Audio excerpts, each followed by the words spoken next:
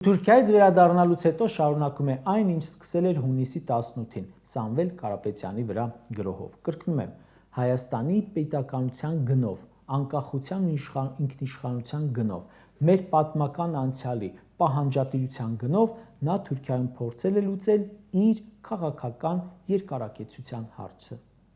Ու սա ըստ երևույթին ոչ թե հեղաշրջման պլան է, այլ ավելի շուտ Նիկոլ Էրդողան-Ալիև համատեղ պլան հայ ժողովրդի ու Հայաստանի դեմ։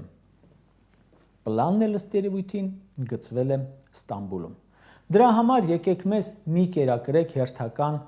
ստախառը տեսարաններով, որը հեսա-հերքելու են, որը լիքը հարցեր է առաջացնելու, ոչ մի հարցի չեք պատասխանելու, ընդհանրապես անընդհատ գոռալու եք հեղաշրջում, հեղաշրջում։ Հեղաշրջումը դուք եք արել 2018-ին։ Մի լոզունգով եկել եք, հիմա ունենք լրիվ հակառակ պատկերը։ 2021 թվին լրիվ ուրիշ լոզունգով վերարտադրվեցիք, հիմա լրիվ ուրիշ պատկեր է։ Դա է հեղաշրջումը, որ վստահություն է ստանում լրիվ ուրիշ ծրագրի համար, անում ես ուրիշ բան։ Բա ինչի համար են ասում դավաճան։ Դա է հեղաշրջումը։